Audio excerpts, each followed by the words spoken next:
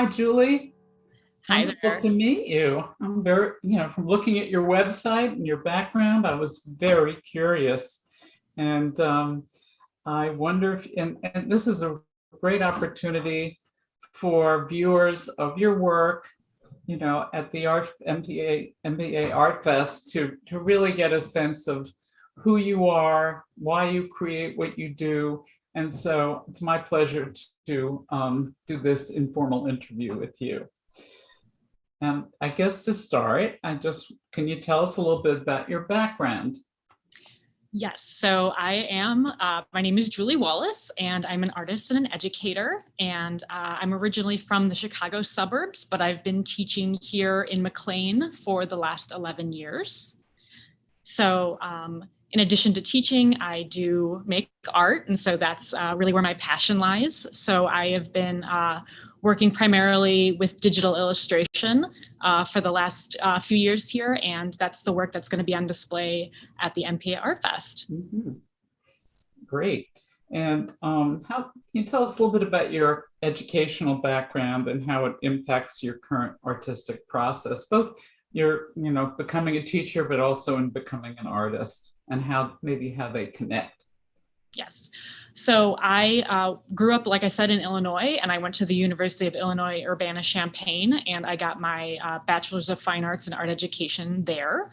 And through that training, I've learned a variety of different materials, a lot of the traditional art making, painting, sculpture, photography, drawing, which is of course always been my first love. So that's kind of what I tend to go to all the time. After I graduated from the University of Illinois, later, I then got my Master's of Arts Teaching and Art Education from George Mason. And during my time at George Mason, I got to take some courses with MFA students. And that's when I really started to kind of define what kind of practice I was going to have and what my message was and what I was creating with my art. So that was a really kind of transformative experience for me when I was in grad school. And that was kind of how I got to where I am now. Great. And in terms of the current practice, I mean, did you create different things before? What kind of work did you create? So Years ago, before this digital work that you're doing. So prior to kind of getting really into digital, I was doing a lot of drawing. Like I said, it's always been my first love. Okay. So pencil and paper, number one. And I always was very interested in illustrations and animation. And so kind of seeing what I was interested in and what I liked made me really want to see and notice how an artist did something and how they achieved an effect. And so that's kind of where I started getting into digital, because you can just do so much with it. Like you have endless colors, endless brushes, and everything is kind of really immediate and at your fingertips. And so I was able to kind of take my love of drawing and really like supercharge it, because now I suddenly had this huge palette to work with and unlimited canvas. And I spent a lot of time really trying to figure out how artists achieve different effects. And that's kind of where the fun is in my practice. Oh, great. Yeah, I was really impressed with the magnitude of what you've done, really. Thank you. Yeah. And I read, that you study womanhood in the midst of social isolation and new technology. And I wonder if you could elaborate on that. Yeah, definitely. So those are the kind of running themes that I always sort of return to. I'm really inspired by internet culture. I'm inspired by technology.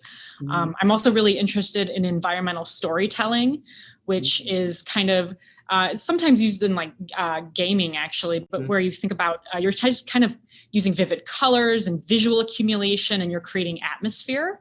And so that's kind of where I like to kind of focus my work. And so oftentimes, in order for me to create a larger scene, I often just kind of focus on like one object.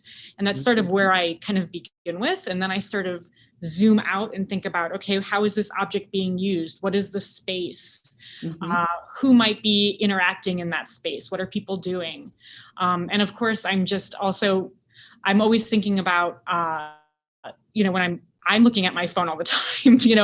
I tend to want to pick up my phone a lot, and I started to think about like what people are engaged with when they're with others or when they're by themselves, and how we're all kind of looking at our phones a lot. So that's a common sort of theme that I have in a lot of my illustrations, is everybody's sort of looking at a screen, everybody's sort of a little distracted or not engaging with each other, but rather they're engaging with their devices.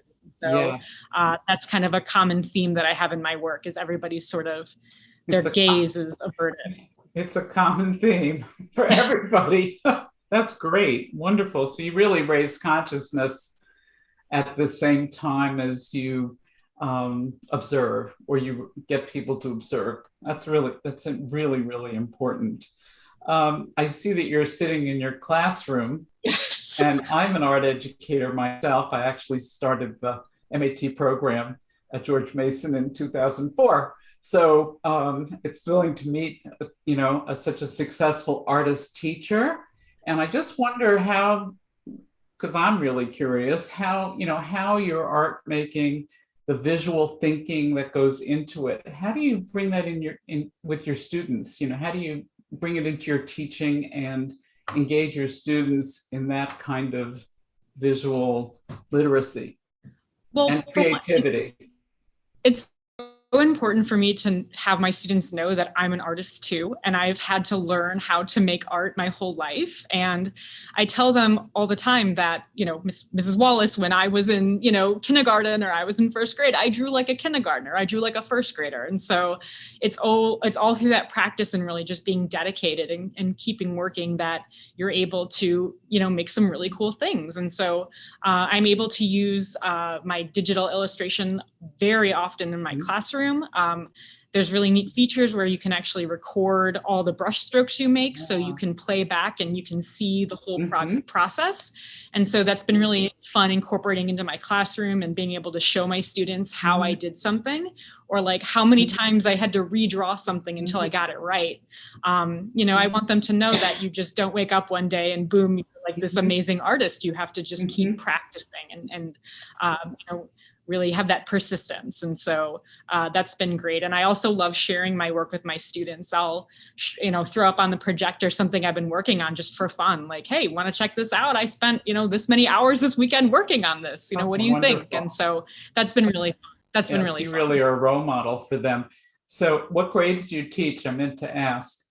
I teach kindergarten through 6th grade. Okay. So elementary. Yep. That's great.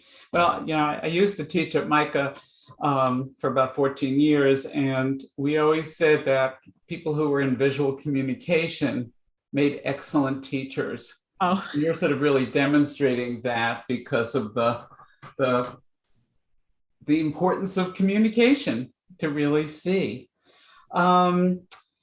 Let's see, are there any artists that you admire, and how do they influence your work? I am really inspired by illustrators just in general. Adrian Tomine is an illustrator that really comes to mind for me. R. Kiko Johnson, they're all illustrators that often they do a lot of New Yorker covers, for example. So I really love that naturalistic style that they work on. And that's been an inspiration for me for color palettes. Again, also internet culture, different color trends, color vibes. Those are things that I really am drawn to. So, they might not even be people whose names I know. I might just know, the name of their Instagram account, but I know that that's somebody who, I'm inspired by their aesthetic, or I'm inspired by their style. And I've always been really inspired by mid-century illustration as well. Okay. So I love, mid-century children's book illustrations. I was just going to ask, have you thought of doing a children's book? I would absolutely, yes. I would absolutely love to do that, yes. Yeah, okay, that's great. So just to kind of close, so do you have any kind of motto or creed that you live by as an artist? And also, how would you share it with prospective art teachers?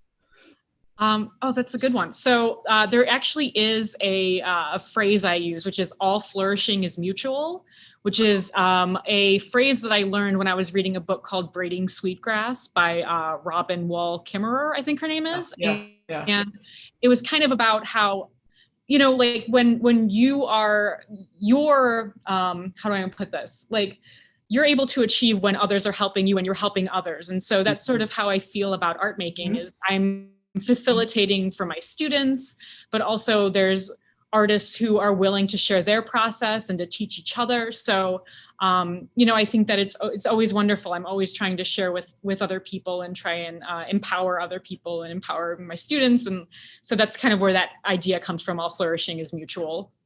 It's giving me chills. I love it. It's great. That really is great. So, anything you want to add? It's been a joy to.